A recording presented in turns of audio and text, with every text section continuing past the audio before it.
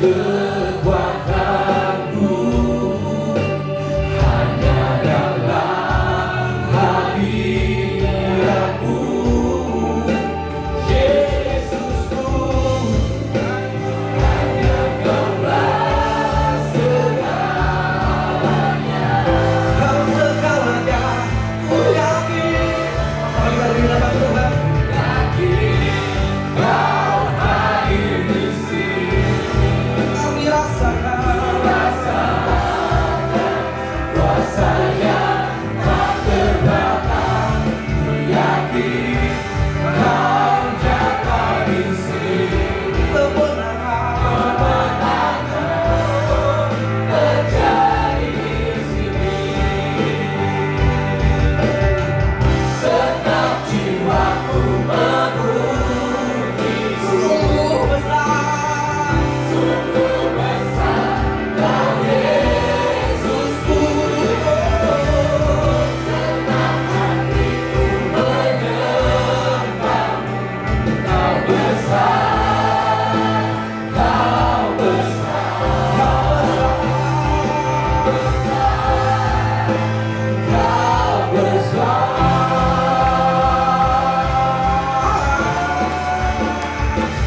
Yakin Kau hadir di sini. Ku rasakan kuasa yang tak terbatas. Ku yakin Kau nyata di sini. Kemenangan terjadi di sini.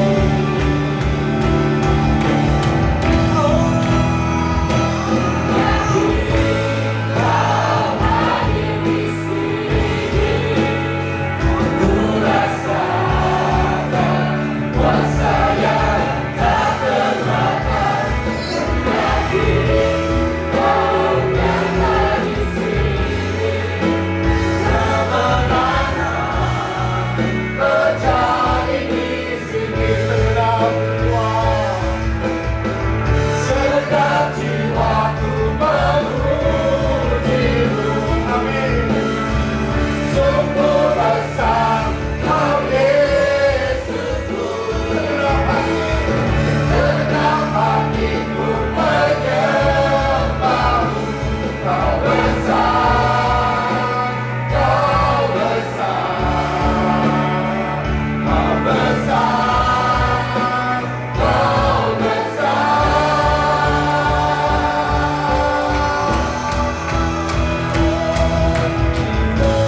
Kau hadir di sini. Ku rasakan kuasa yang tak terbatas. Ku yakin Kau nyata di sini. Kemenangan terjadi di sini. Kesembuhan terjadi di sini. Pemulihan terjadi di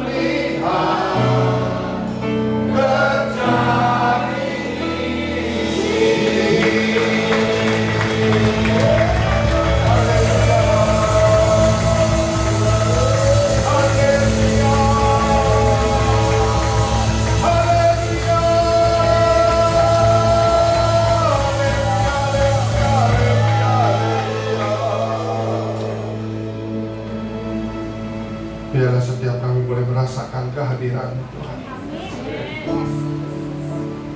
Biar setiap kami merasakan hadirat-Mu nyata di tempat ini Tuhan. Karena kami begitu yakin Tuhan, kalau Engkau hadir di tempat ini Tuhan, Engkau yang memberikan terobosan bagi setiap kami Tuhan. Pemulihan terjadi, kesembuhan ilahi terjadi Tuhan.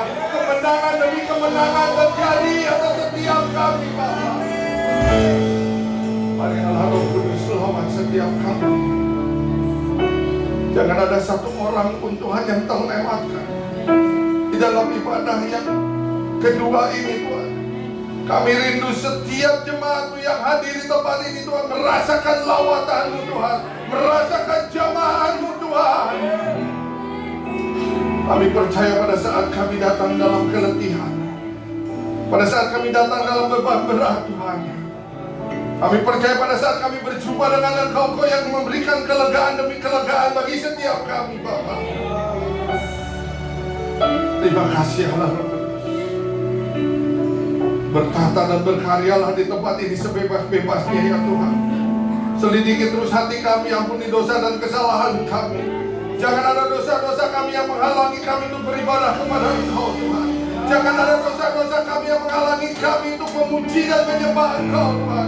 Jangan ada dosa-dosa kami yang menghalangi kami untuk menerima pertolongan yang daripada-Mu Bapa. Selidiki hati kami, lembutkan hati kami Tuhan, agar kami mudah diajar, agar kami mudah dibentuk Tuhan, seturut dengan apa yang Tuhan mau. Ini kami jemaat-Mu Tuhan. Lawat setiap kami Bapa, lawat setiap kami. Haleluya. Terima kasih Allah Roh Kudus. Terima kasih. Terus berkaryalah, berkaryalah ke setiap kami. Berikan hikmat pewahyuan kepada kami, untuk kami boleh mengenal kebenaran firman-Mu lebih dalam lagi, mengenal Engkau secara pribadi lebih dalam lagi Bapa. Hadiahlah Roh Kudus, tercurahlah di tempat ini, tercurahlah ya Allah Roh Kudus, penuhi tempat ini dengan kemuliaan. Glory, glory, glory, glory, glory. Haleluya. Glory.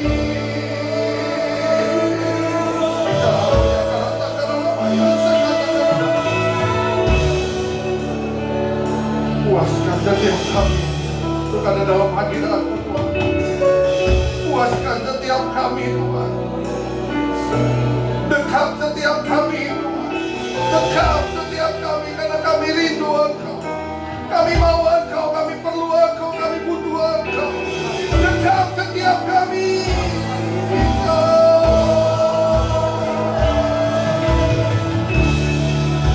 Haleluya. Haleluya. Haleluya.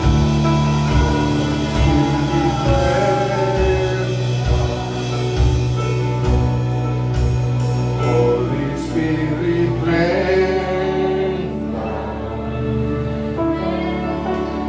Holy Spirit, rain down. Yes, yes.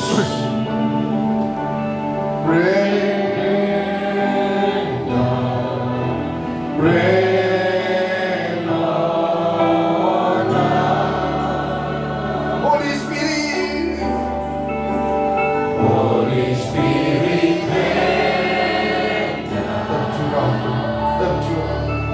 Holy Spirit, rain down, rain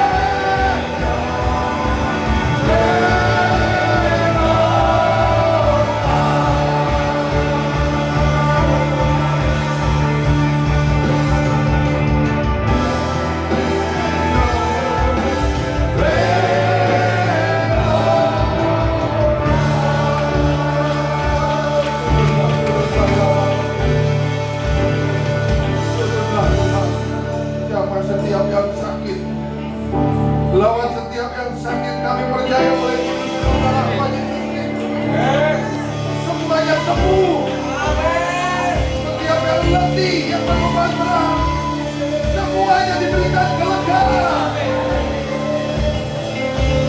Apapun yang menjadi pergumulan masalah kami percaya Tuhan yang memegang kami dengan tangan kanan dan membawa kami kepada kemenangan. Terima kasih untuk pelawatan-Mu ya Allah Roh Kudus. Terus berkaryalah sepanjang ibadah di siang hari ini sampai selesai. Tuhan berkarya sebebas-bebasnya atas setiap kami.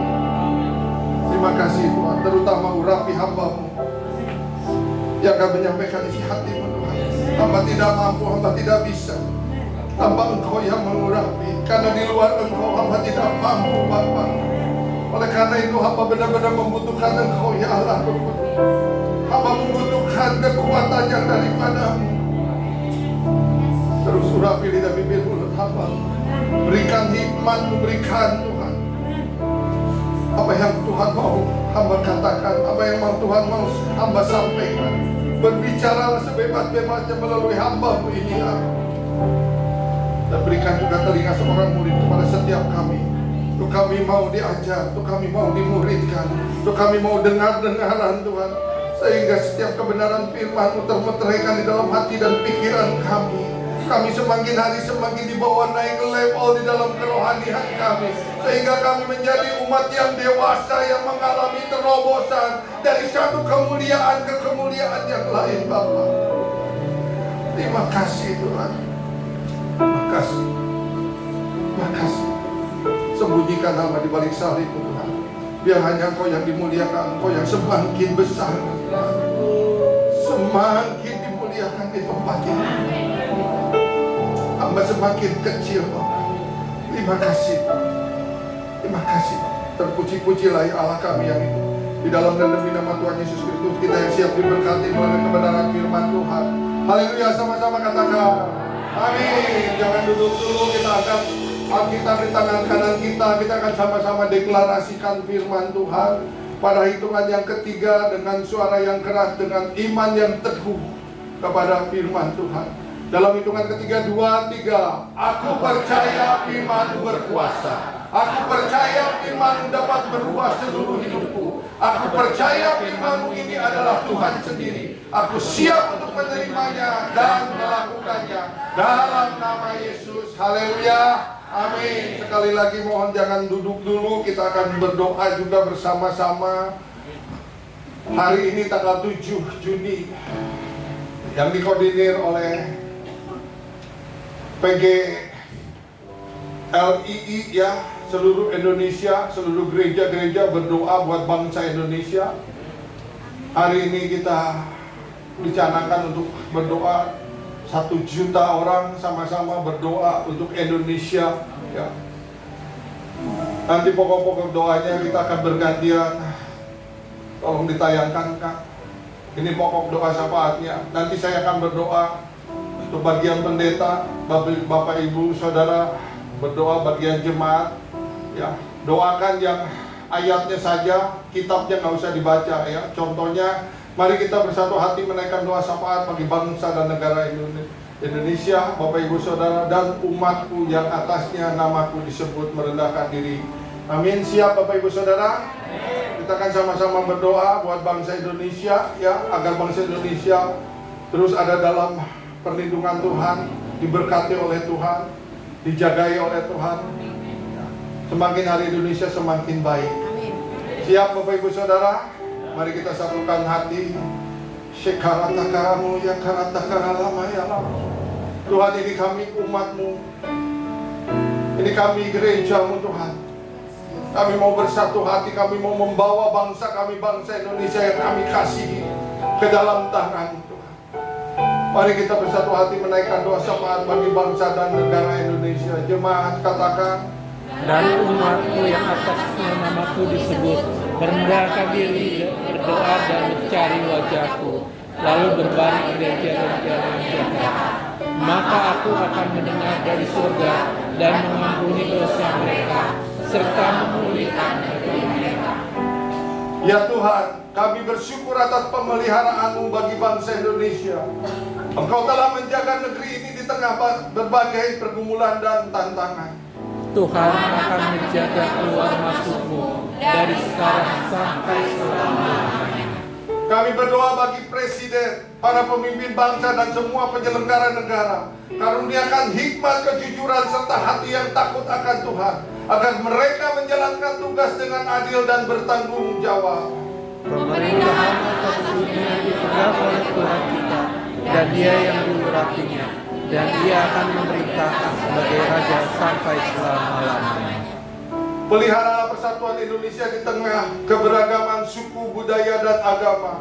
Jauhkanlah bangsa ini dari perpecahan, kekerasan, dan kebencian. Damai sejahtera Allah yang melampaui segala akal akan memelihara hati dan pikiranmu dalam Kristus Yesus. Berkatilah perekonomian bangsa kami. Biarlah Indonesia berkelimpahan dalam semua yang terbaik, selalu mengalami kelimpahan dan tidak ada resesi. Allahku akan memenuhi keperluanmu untuk kekayaan dan kemuliaan dalam Kristus Yesus. Lindungilah Indonesia dari bencana alam, wabah penyakit, dan segala mara bahaya. Berikan penghiburan dan kekuatan bagi mereka yang menderita. Dengan tepatnya Ia akan melindungi engkau, di bawah sayapnya engkau akan berlindung. Kesetiaannya ialah perisai dan pagar tembok. Kami berdoa bagi anak-anak dan generasi muda Indonesia.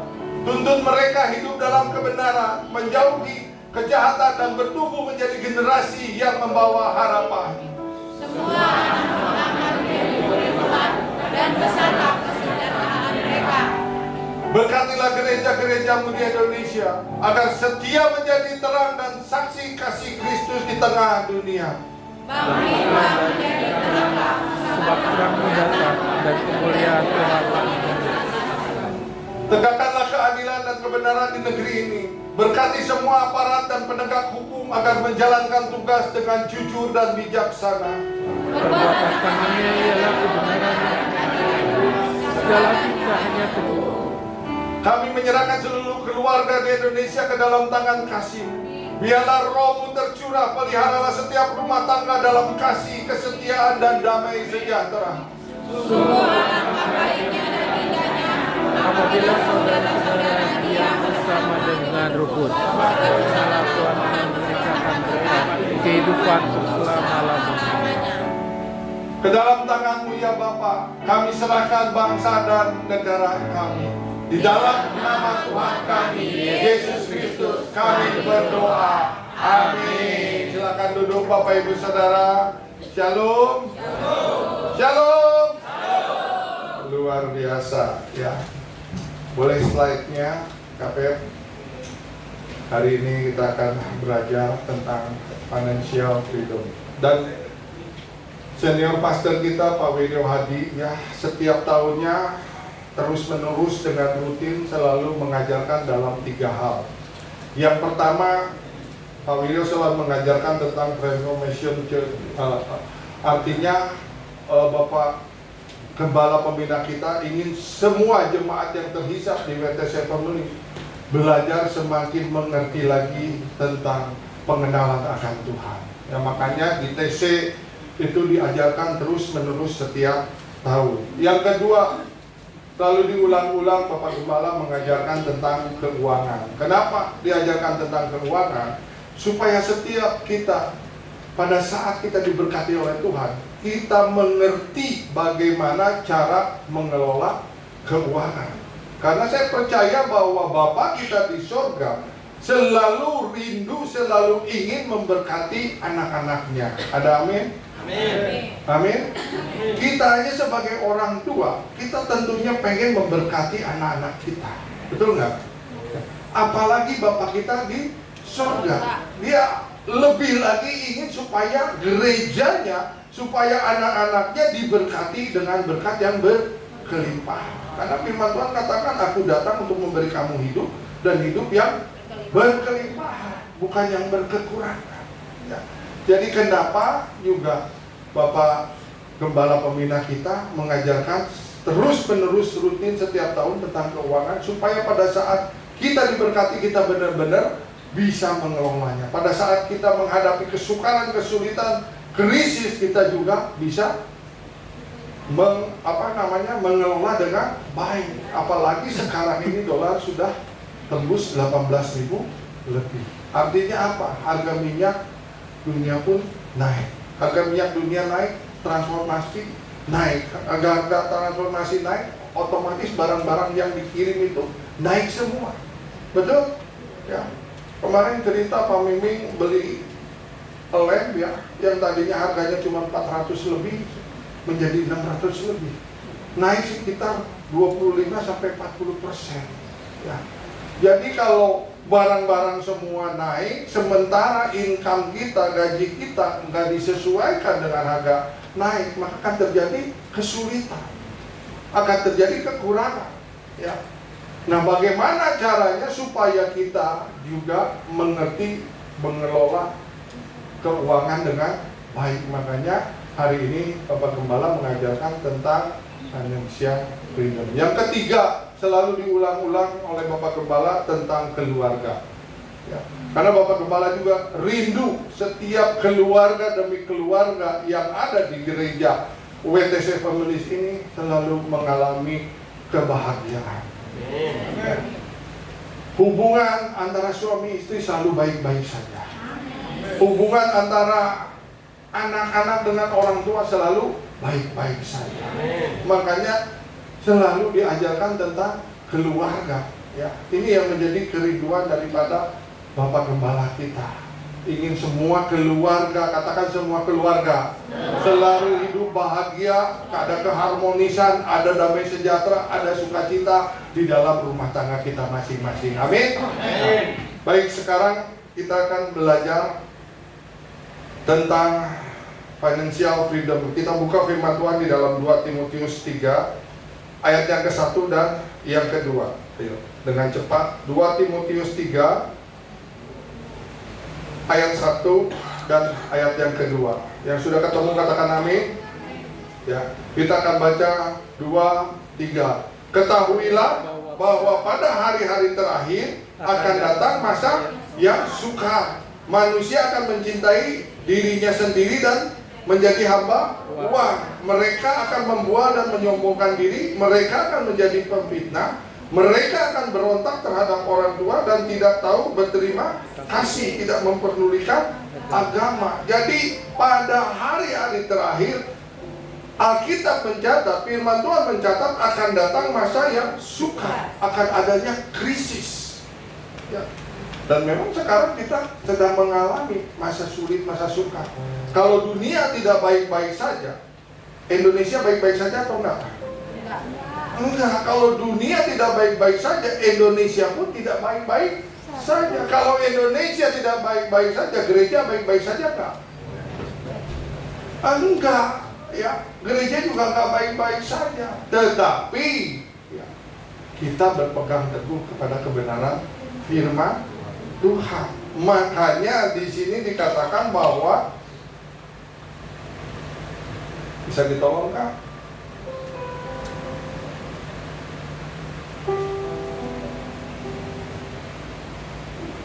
Belum bisa kan? Di sini dikatakan bahwa gereja perlu mengajar prinsip keuangan yang benar supaya jemaat memiliki pengetahuan tentang apa? Pengetahuan tentang kebenaran firman Tuhan. Karena di firman Tuhan di Alkitab kita ada lebih daripada 7.000 janji Tuhan yang bisa kita klaim, yang bisa kita minta ya supaya tergenapi di dalam kehidupan kita. Apapun pergumulan masalah kita, kesulitan kita, krisis yang kita hadapi, kita bisa mengklaim janji Tuhan. Kan ada banyak sekali. Makanya gereja harus mengajarkan prinsip keuangan yang benar supaya jemaat memiliki pengetahuan, pengenalan akan firman Tuhan. Dan puji Tuhan sekali di sini di WTC ini salah satu daripada visi WTC adalah discipleship. Kita mau dimuridkan supaya kelak kita juga bisa memuridkan orang-orang yang ada di bawah kita. Apa benar saat ini sedang ada kesulitan? Kak, boleh datanya ditampilkan Kak Feb? Datanya boleh ditampilkan. Ini yang terjadi di dunia. Ya. Ada perusahaan raksasa, ya, Oracle, yang memecat 30.000 karyawannya di awal April ini. Dan ini bukan PHK biasa, tapi ini adalah PHK terbesar di dunia. Dalam 12 bulan terakhir, hampir 20% dari total 162.000 karyawan di-cut sekaligus atau di PHK sekaligus. Next, Kak. Dan yang lebih gilanya lagi, mereka ini nggak rugi. Posisinya bukan pilot, dia mem-PHK 30.000 karyawannya. Dia dalam kondisi terbaik. Mereka bahkan menurut data laba bersih mereka naik 95% menjadi 6,13 miliar US dollar. Kenapa kok bisa dipecat? Karena ya dengan adanya kemajuan daripada teknologi, ya, jadi perusahaan-perusahaan ini tidak lagi mau memakai orang-orang. Dia mengganti orang-orang dengan AI, dengan robot-robot supaya lebih efektif lagi, lebih efisien lagi di dalam bekerjanya. Makanya saya dengar Tesla itu hanya datang dalam hitungan beberapa saat aja bisa dengan robot bisa membuat mobil. Ya. Intel hanya dalam sekejap saja bisa langsung membuat HP gitu, karena kerjaan robot. Dan ini yang akan menjadi kesulitan bagi setiap kita. Oke Kak, dibalikin lagi ke slide-nya ke apa namanya, PPT-nya Kak. Jadi kenapa saat ini kita harus belajar, mau memperlengkapi diri, mau diperlengkapi supaya kita mengerti. Ya. Bahkan kemarin di ibadah WOE ya, di bulan Mei kemarin, Ibu Eva mengajarkan bahwa diprediksi oleh ahli-ahli ekonomi ya, di tahun 2029 akan terjadi lagi krisis yang besar. Ini mengulang 100 tahun sebelumnya. Jadi di tahun 1929 terjadi krisis yang besar. Mungkin kita belum pada lahir ya semuanya ya. Ada yang sudah lahir di tahun 1929, nggak ada ya. Nah, 100 tahun kemudian dari 2029 akan terjadi lagi krisis yang besar. Memang ini prediksi daripada ahli-ahli ekonomi, tetapi firman Tuhan juga mencatat ya. Tadi di dalam 2 Timotius 3:1-2 bahwa akhir-akhir hari-hari terakhir ini akan terjadi krisis, akan terjadi masa-masa yang sulit. Oleh karena itu, ayo kita semua mau memperlengkapi diri. Dan ini juga yang menjadi kerinduan saya, bukan cuma untuk ibu-ibu saja yang diperlengkapi ya. Makanya ayo nanti tanggal 24 Juni bulan ini ya kayak akan ada ibadah WOE. Ayo ibu-ibu datanglah di dalam ibadah WOE supaya ibu-ibu diperlengkapi lagi ya. Yang akan menyampaikan firman Tuhannya detailnya banyak sekali ya. Dia bukan mentor lagi, dia bukan fasilitator lagi, tapi dia psikolog ya, untuk supaya mengajarkan kepada ibu-ibu bagaimana mengerti fungsi daripada para wanita ya di dalam keluarga.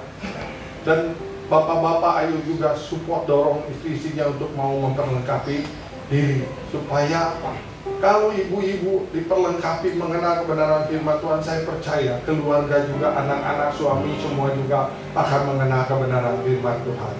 Amin. Kita juga mau memfasilitasi ya supaya semua dari anak-anak sekolah minggu, dewasa, muda, ya ibu-ibu, bapak-bapak semua memperlengkapi diri mengenal kebenaran firman Tuhan sehingga visi gereja ini menjadi jemaat yang dewasa di dalam kerohaniannya itu tergenapi. Amin ya.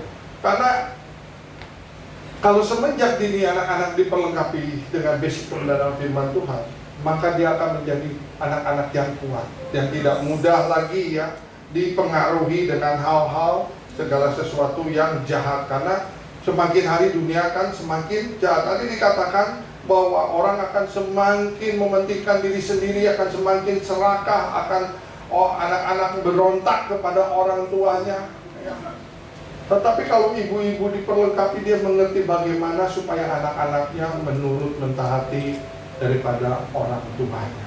Ya, jadi sekali lagi, ayo, ini memang tugas gereja ya, untuk mengajarkan ya, supaya jemaat memiliki pengenalan, pengetahuan tentang kebenaran firman Tuhan. Karena tanpa pengetahuan, si jahat akan mudah menipu kita. Tanpa pengenalan firman Tuhan, dengan mudah si jahat akan menipu setiap kita. Ya. Jadi sekali lagi, ayo, mau diperlengkapi. Katakan mau diperlengkapi. Mau diperlengkapi. Rick Warren mengatakan di sini uang, Kak, nggak bisa lagi Kak, macet. Uang adalah ujian bagi hati kita. Kenapa kok uang merupakan ujian bagi hati kita? Ya. Karena seringkali pada saat kita kekurangan uang atau barang posisi, kita di titik terendah dalam hal keuangan, kita mencari Tuhan dengan sungguh-sungguh. Betul apa betul? Bahkan kalau disuruh doa, disuruh puasa pun kita ikuti.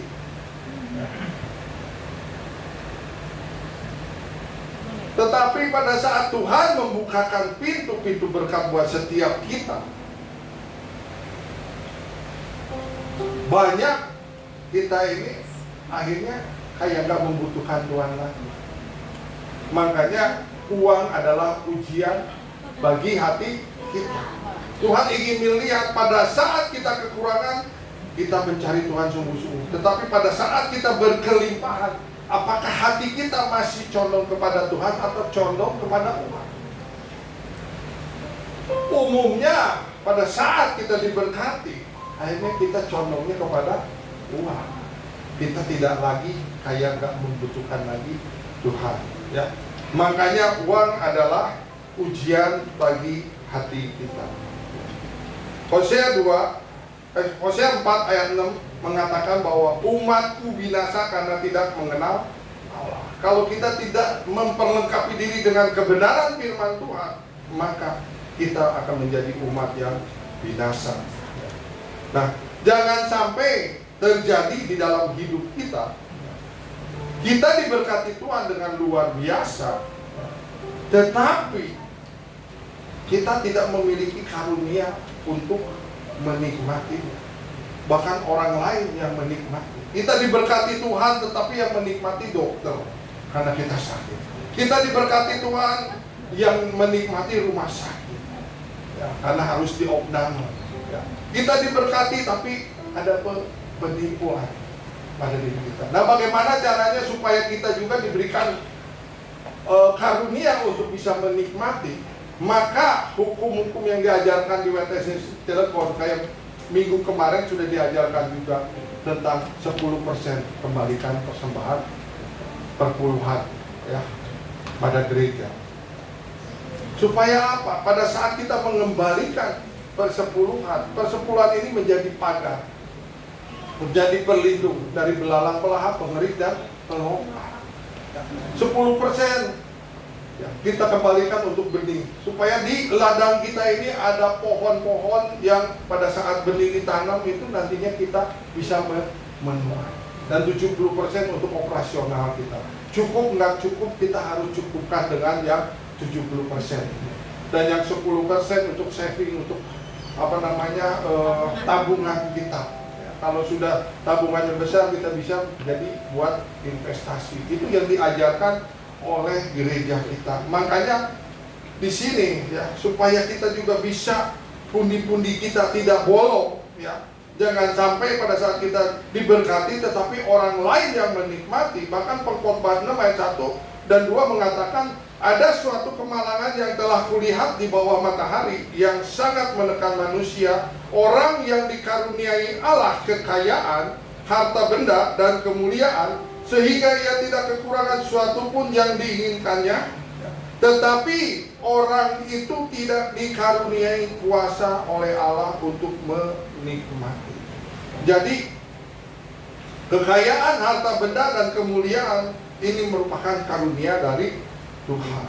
Tetapi untuk menikmatinya juga itu merupakan karunia. Saya berdoa untuk jemaat PTC Cilegon diberkati Tuhan dengan karunia yang berkelimpahan, tetapi juga diberikan karunia untuk menikmati.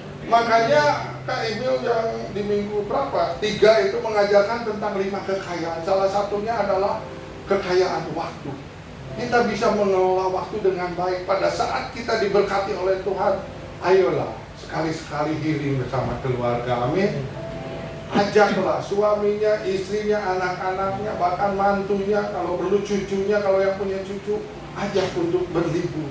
Jadi kita benar-benar diberkati, tetapi kita bisa mengelola untuk juga bisa menikmati berkat yang Tuhan berikan. Bahkan Pak Widyo mengajarkan kepada kita juga, cari waktu di dalam setiap tahun untuk bisa menikmati karunia yang Tuhan berikan, berkat-berkat dari Tuhan. Diajak istrinya, anak mantu, cucunya, semua diajak berlibur. Ya, jangan. Ini ada satu kesaksian ya, Ini real. Ya mungkin Bu Ana tahu lah ceritanya. Ini real. Ada satu kesaksian seperti begini. Ada satu toko yang mengelola suami istri orang Chinese. Dia bekerja dari pagi sampai sore, bekerja dengan keras. Dia diberkati luar biasa. Tetapi dia hidupnya sangat hemat, bahkan boleh dikatakan pelit. Dia kerja dapat berkat, tapi simpan terus pelit. Dia tidak bisa menikmati karunia yang Tuhan berikan. Suatu ketika istrinya sakit, sampai meninggal istrinya. Nah, karena meninggal si suaminya ini, ya suatu saat dia menikah lagi. Biasa para suami kalau ditinggal istri pasti pengennya nikah lagi. saya menjawab ibu-ibu, suaminya pada diam. Bahkan ada satu joke seperti begini ya. Ada seorang suami ditinggal istrinya, dia tiap hari bawa kipas angin ke kuburan. Dikipasin kuburannya itu setiap hari. Lalu ditanya, Pak, kenapa tiap hari dikipasin kuburannya?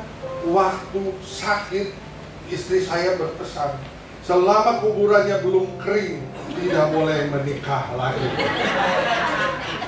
Itu cuma guyonan ya. Jadi si suami itu cepat-cepat bagaimana caranya si kuburan itu biar cepat kering ya, biar cepat bisa menikah lagi. Nah, tetapi si suami ini yang punya toko ini kena menikah dengan pembantunya, dan pembantunya ini diberikan karunia menikmati. 2 tahun, dalam waktu 2 tahun dia sudah bisa bolak-balik 4-5 kali ke Australia. Alasannya nengok anak suaminya yang ada di Australia. Jadi dia healing terus selama 2 tahun ini. Dan yang paling parah, si pembantu ini bicara seperti begini, catat ya. Dia bilang begini, dulu saya berpikir bahwa saya bekerja untuk nyonya saya Ana. Dulu saya berpikir seperti begitu. Ternyata nyonya saya yang bekerja buat saya. Karena nyonyanya begitu hemat, begitu pelit ya, dia tidak menikmati jerih payahnya. Yang menikmati orang lain, yang menikmati pembantunya. Jadi yuk, kalau kita diberkati, dikasih karunia, harta, benda, kemuliaan oleh Tuhan, kita juga minta karunia untuk menikmati. Amin ya. Ayolah jalan-jalan sekali-kali kalau diberkati oleh Tuhan. Jangan pelit ya. Itu kata si Pak Erik kemarin. Jangan pelit. Ayo jalan-jalan lah ya. Buat keluarganya senang bahagia ya. Dan memang ini kita sekarang sedang belajar bagaimana cara mengelola keuangan dengan baik. Nah, ada pertanyaan ya, yang sudah tadi pagi tahu jawabannya, jangan menjawab ya. Ada pertanyaan seperti begini, jawab benar atau salah, jangan ada yang golput ya. Uang adalah akar dari segala kejahatan. Benar apa salah? Benar. Coba yang benar angkat tangan tinggi-tinggi. Sekarang pertanyaan kedua, siapa yang uangnya mau banyak? Angkat tangan. Berarti jahat semua. Katanya uang adalah akar dari segala kejahatan. Yang jawab benar tadi siapa? Yang mau uang banyak siapa? Berarti jahat semua. Jangan cinta uang. Jangan mencintai uang. Uang adalah akar dari segala kejahatan. Jawabannya adalah salah. Kita boleh nggak banyak uang? Boleh dong. Tapi kita mengerti bagaimana cara mengelolanya. Yang salah adalah cinta uang. Ini yang menjadi akar segala kejahatan. Karena di dalam 1 Timotius 6 ya, ayat yang ke-10 dikatakan, karena akar segala kejahatan ialah cinta uang. Sebab oleh memburu uanglah beberapa orang telah menyimpang dari iman dan menyiksa dirinya dengan berbagai-bagai duka. Orang yang cinta uang artinya hatinya condong seutuhnya kepada uang. Dia akan lebih lagi serakah, dia lebih lagi egois, dia sombong ya, karena dia cinta uang. Jadi yang gak boleh ini cinta uang, karena hatinya melekat kepada uang. Kalau punya uang banyak boleh, asal kita bisa mengelolanya ya, mengerti bagaimana cara mengelolanya. Bahkan dari awal saya katakan Bapa di surga ini pengen setiap anak-anaknya diberkati dengan berkat yang berkelimpahan. Nah, masalahnya di sini, masalah utamanya bukan uang, tetapi hati yang mencintai uang ya. Jadi bukan uangnya. Amin. Kali lagi, boleh nggak banyak duit? Boleh. Boleh ya, supaya bisa healing ya. Nah, Tuhan mengatakan di sini ya, kekayaan bisa jadi berkat atau bisa juga menjadi kutuk, tergantung isi hati kita. Uang tidak mengubah, tetapi menyingkapkan. Apa yang disingkapkan oleh uang di sini? Ya, uang ini seperti kaca pembesar. Ya. Dia memperbesar apa yang sudah ada di dalam hati kita. Pada saat kita dipercayakan dengan harta benda, dengan kekayaan, sekali lagi hati kita condong kemana? Apakah masih ke Tuhan atau ke kekayaan atau harta benda? Saya berdoa di tempat ini pada saat semuanya diberkati dengan kekayaan, hatinya tetap condong kepada Tuhan, tidak sombong, amin. Tidak lagi merendahkan orang. Bahkan pada saat diberkati oleh Tuhan, kita mengerti bagaimana kita menjadi saluran berkatnya Tuhan. Nah, kesalahan yang terbesar dalam keuangan ya, merasa bahwa semua uang itu adalah milik kita sepenuhnya. Ini kesalahan terbesar kita. Kan kita yang bekerja, kan kita yang menghasilkan. Tetapi firman Tuhan katakan di dalam Hagai 2 ayat yang ke-8 atau ayat yang ke-9, kepunyaankulah perak dan kepunyaankulah emas. Demikianlah firman Tuhan semesta. Jadi uang, perak, emas yang ada pada diri kita adalah kepunyaan Tuhan. Bahkan diri kita sendiri pun adalah miliknya Tuhan. Karena kita sudah ditebus oleh Tuhan Yesus Kristus melalui pengorbanan. Jadi kita ini bukan pemilik ya. Yang menjadi pemilik adalah Tuhan ya. Yang menjadi ownernya adalah Tuhan. Kita ini adalah pengelola, dan kita mengelola sesuai dengan kehendak pemilik. Tetapi kita menjadi pengelola sesuai dengan kehendak pemilik ini juga nggak mudah. Bahkan di YouTube kalau kita dengar ada salah satu pendeta yang populer, yang terkenal lah. Dia mengatakan satu ketika dia disuruh Tuhan untuk memberkati salah satu pendeta yang ada di daerah. Kata Tuhan, berikan mobil kepada pendeta itu, karena pendeta itu membutuhkan mobil. Dia bukannya bagaimana caranya memberikan, tetapi dia panggil dalam nama Tuhan Yesus Kristus. Seolah-olah itu bukan dari Tuhan. Dia diemin, dia tolak. Satu ketika karena Tuhan ngomong lagi, berikan mobil kepada pendeta yang ada di daerah. Karena dia pendeta seorang istri, lalu dia datang kepada suaminya. Pak, saya kayaknya disuruh oleh Tuhan untuk memberkati pendeta yang di daerah ini, untuk memberikan mobil. Si suaminya diam, nggak menjawab iya, nggak menjawab enggak. Lalu si pendeta ini yang perempuan katakan, Pak, ini saya disuruh untuk memberkati, memberikan mobil. Lalu si suami baru menjawab, sebetulnya saya juga udah 6 bulan yang lalu disuruh Tuhan. Artinya apa? Dia pun menutup telinganya untuk mau mengikuti apa yang menjadi kehendak pemilik. Ya. Ini memang nggak mudah. Seringkali kita juga pada saat diberkati seolah berkat ini adalah milik kita sendiri. Padahal harus kita tahu bahwa pemiliknya adalah Tuhan. Kita ini harus menjadi pengelola yang baik, yang mau taat. Bahkan gembala kita mengatakan bahwa harga ketaatan lebih murah daripada harga ketidaktaatan. Oleh karena itu, yuk sekarang kita setelah mendengar kebenaran firman Tuhan bahwa kita ini cuma sebagai pengelola, maka kita harus melakukan bagian kita sebagai pengelola. Billy Graham mengatakan di sini bahwa Tuhan memiliki segala sesuatu dan kita hanyalah pengelolanya. Ya. Nah, seringkali juga kita kenapa ada seseorang yang diberkati Tuhan dengan mudah luar biasa. Ada juga orang yang sudah berdoa sungguh-sungguh, bekerja dengan keras, tapi berkatnya ini tidak bertambah. Jawabannya ini, karena kita belum lulus ujian mengelola.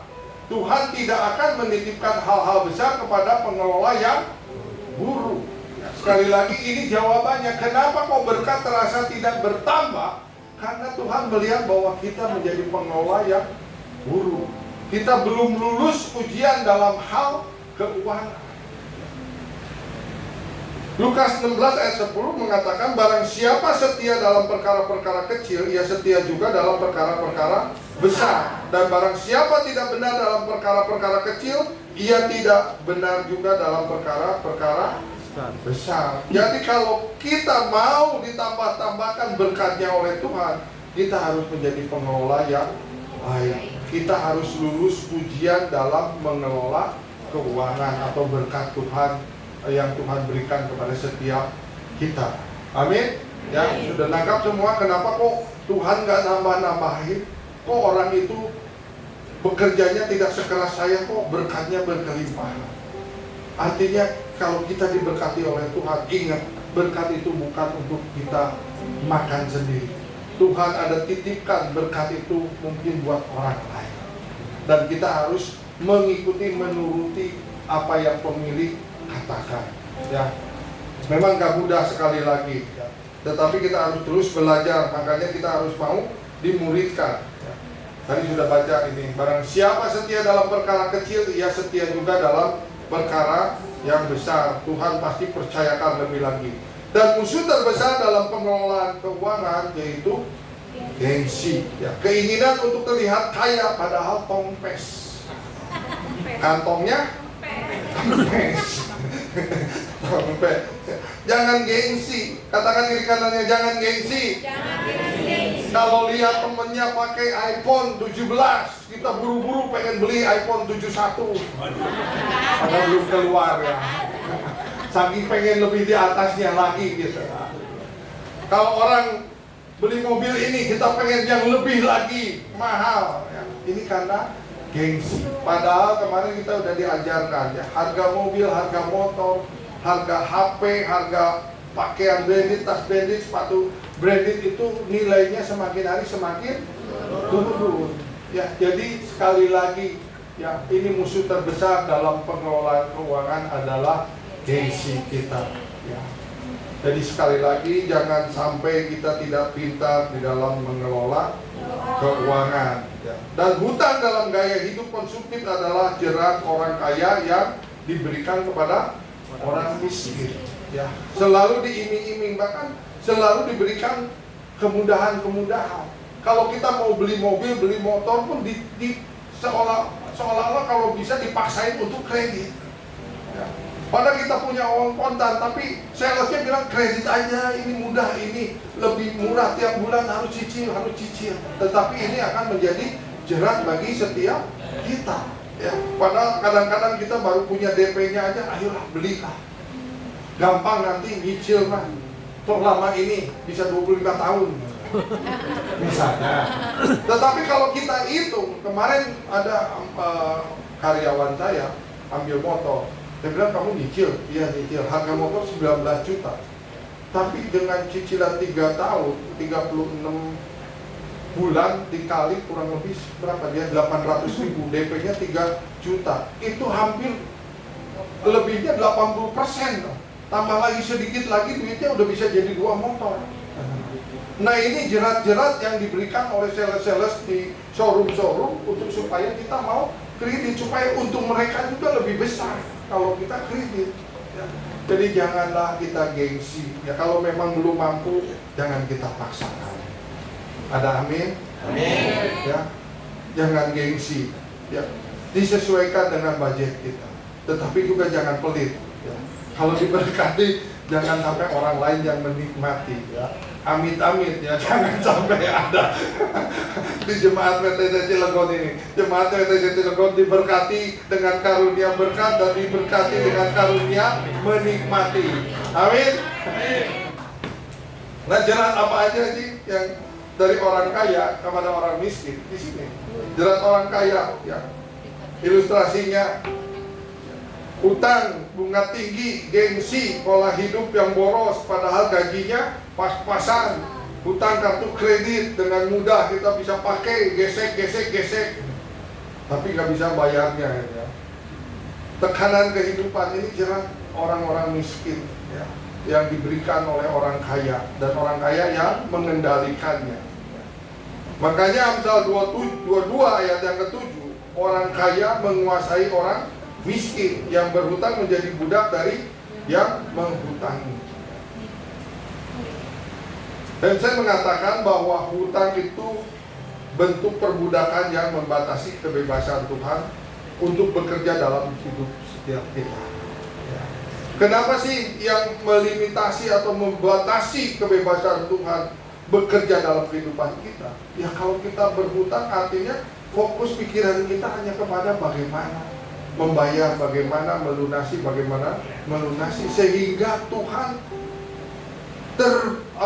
terbatasi ya, untuk bisa bekerja di dalam kehidupan kita.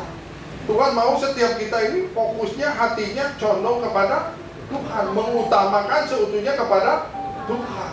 Nah kalau kita berhutang artinya kita benar-benar nggak bisa hati kita condong kepada Tuhan seutuhnya, nggak bisa kita memikirkan juga Tuhan seutuhnya, karena kita mendua hati, pikiran kita ke lain hati.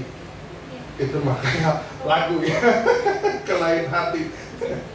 Jadi jangan menukar kemerdekaan atau financial freedom dengan barang yang nilainya turun terus menerus, seperti tadi ya, AP ya, barang-barang branded semua harganya akan turun terus. Tetapi kita harus berhikmat, kita harus mengenal kebenaran firman Tuhan, memperlengkapi diri dengan firman Tuhan. Karena Tuhan punya tujuan untuk memberkati kita, bukan untuk kita saja, namun untuk kita bisa berdampak besar bagi kerajaan Allah melalui pemberian kita sesuai dengan visi gereja kita. Kita harus menjadi gereja yang berdampak. Gereja itu saudara dan saya. Harus berdampak atas lingkungan, harus berdampak atas keluarga. Kalau kita diberkati, perhatikan lingkungan kita, perhatikan keluarga kita. Jangan sungkan-sungkan kita menolong. Jangan sungkan kita bermurah hati. Karena kita percaya bahwa matematikanya dunia dengan matematikanya Tuhan itu berbeda. Kalau dunia mengatakan hemat pangkal kaya, tetapi matematikanya Tuhan, semakin kita murah hati, semakin kita suka memberi, Tuhan akan semakin melimpahkan berkat-berkatnya buat setiap kita. Amin. Ini matematikanya Tuhan. Semakin kita murah hati, semakin memberi, bahkan Tuhan akan semakin mengisi tempat kita sampai digoncangkan, sampai penuh, melimpah, tuah ke luar. Itu firman Tuhan, itu janjinya Tuhan. Jadi sekali lagi jangan pelit. Karena kita harus berdampak sebagai gereja ini ya. Bahkan kalau memang kita diberkati dengan luar biasa, kita harus berdampak atas kota. Bukan cuma atas keluarga dan lingkungan, tetapi atas kota juga kita bisa berdampak. Akon mengatakan bahwa Tuhan membuat kita makmur bukan untuk menaikkan standar hidup kita, tetapi untuk menaikkan standar memberi kita. Jadi Tuhan memberkati kita bukan supaya kita pakai pakaian dari ujung rambut sampai ujung kaki semua yang bermerek. Mobil kita yang luar biasa, rumah kita yang luar biasa. Bukan itu tujuan Tuhan memberkati kita dengan kemakmuran, dengan kelimpahan, tetapi supaya kita menaikkan standar kita dalam memberi, dalam kemurahan hati kita. Amin. Bapak Ibu Saudara menangkap, kalau diberkati Tuhan harus menjadi saluran berkatnya. Ya, dan kita harus pintar-pintar untuk mengelola berkat Tuhan. Nah, kalau uang dijadikan kita sebagai hamba, maka uang itu akan menjadi hamba yang baik untuk bisa menolong, membangun gereja, memberkati banyak orang. Tuhan memang tidak butuh uang, tetapi gereja jujur aja butuh uang. Karena gereja itu harus ada operasional. Tadi pagi saya katakan ya, operasional gereja ini ada kakak bendahara boleh tanya. Setiap bulannya kita butuh 50-60 juta. Dari mana itu uangnya? Kalau bukan dari Bapak Ibu Saudara yang mengembalikan persembahan, sepuluhan, memberikan kolektor kepada gereja. Jadi bukan Tuhan yang butuh uang, tetapi gereja memang membutuhkan buat operasional. Ya. Di dalam Matius 3 katakan, persembahkanlah sepuluhan itu untuk supaya di rumahku ada makanan. Artinya di rumah Tuhan itu, di gereja ini supaya bisa beroperasi dengan baik. Dan memang setiap bulan rata-rata gereja harus mengeluarkan seperti itu. Ya, kita sudah diajarkan ya. Perpuluhan itu bukan berapa nilainya, tetapi perpuluhan itu diajarkan tentang ketaatan kita untuk melakukan apa yang firman Tuhan katakan. Amin. Ada amin. Ya. Jadikanlah uang itu hamba, karena dia akan menjadi hamba yang baik, bisa menolong, membangun gereja, memberkati banyak orang. Jangan jadikan uang itu sebagai tuan. Kalau dia dijadikan sebagai tuan, maka dia akan menjadi tuan yang jahat. Orang itu akan menjadi egois ya. Orang akan menjadi cemas ya. Pada uangnya masih banyak, tapi kekurangan sedikit udah panik, udah bagaimana, besok hari bagaimana. Padahal Tuhan katakan, firman Tuhan katakan ya, jangan khawatir ya, tentang hari esok, jangan khawatir tentang apa yang akan kamu makan dan apa yang akan kamu minum. Tuhan menyediakan segala sesuatunya ya. Karena dengan dijadikannya tuan, ya, uang sebagai tuan, maka kita juga akan menjadi orang-orang yang menghalalkan segala cara. Ya. Kita sikut ke kanan, sikut ke kiri. Bagaimana caranya? Yang penting saya dapat uang. Dalam bekerja yang penting bagaimana saya bisa dapat uang ya. Jangan seperti ini. Karena jadikanlah uang itu sebagai hamba. Karena dia akan menjadi hamba yang baik. Hati kita diberkati Tuhan, tapi condongnya tetap kepada Tuhan. Kita mengikuti apa yang Tuhan mau, bukan apa yang kita mau. Ya. Oke, saya undang Bapak Ibu Saudara, imam-imam musik, singer untuk naik ke mimbar. Kita akan masuk di dalam perjamuan kudus. Saya berdoa ya, semua mengerti tentang kebenaran firman Tuhan ini ya. Saya berdoa pada saat kita diberkati, kita menjadi pengelola-pengelola yang baik. Kita mengerti bahwa kita harus menjadi saluran berkatnya Tuhan ya. Perjamuan kudus ini ya, tidak diperuntukkan kepada anak-anak yang di bawah 12 tahun ya. Perjamuan kudus ini hanya untuk orang-orang yang sudah dibaptis. Tetapi kalau ada yang belum dibaptis, setelah usianya di atas 12 tahun, asal percaya boleh mengambil perjamuan kudus ini. Apakah Bapak Ibu Saudara sudah mendapatkan roti dan anggur? Kalau belum boleh angkat tangan, nanti akan dilayani ya. Yang belum mendapatkan boleh angkat tangan. Sangka pujian. Betapa besar kasih. Kalau sudah mendapatkan anggur, perjamuan roti,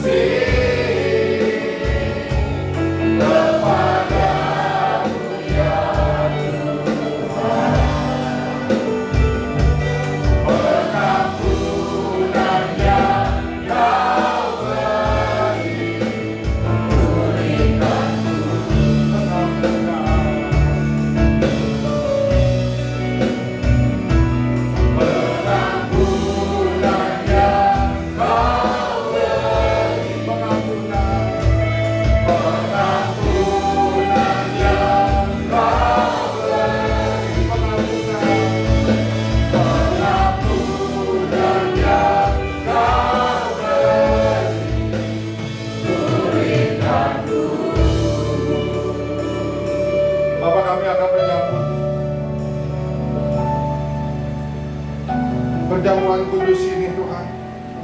Selidiki hati setiap kami Tuhan. Berikan perkenanan kepada kami. Jangan ada dosa-dosa kami yang menghalangi kami untuk menerima tubuh dan darah. Mari urapi setiap kami, lawat setiap kami Tuhan. Kuduskan setiap kami Bapa. Kami siap untuk menerima perjamuan kudus ini. Mari angkat roti di tangan kanan kita tinggi-tinggi dan dengarkan firman Tuhan. Sebab apa yang telah kuteruskan kepadamu telah aku terima dari Tuhan, yaitu bahwa Tuhan Yesus pada malam waktu ia diserahkan mengambil roti, dan sesudah itu ia mengucapkan syukur atasnya. Ia memecah-mecahkannya dan berkata, inilah tubuhku yang diserahkan bagi kamu. Perbuatan ini menjadi peringatan akan aku. Saudara yang terkasih, bukankah roti yang atasnya kita ucapkan syukur adalah persekutuan kita dengan tubuh Kristus? Mari kita makan di dalam nama Tuhan Yesus.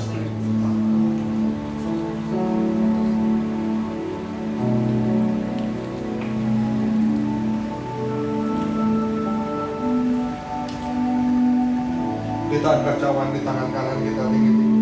Dengarkan kembali firman Tuhan. Demikian juga ia mengambil cawan sesudah makan, lalu berkata, cawan ini adalah perjanjian baru yang dimeteraikan oleh darah.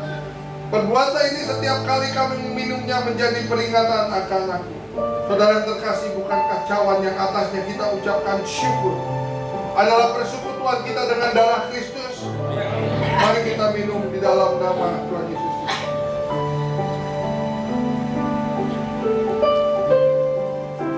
Angkat kedua tangan kita, katakan terima kasih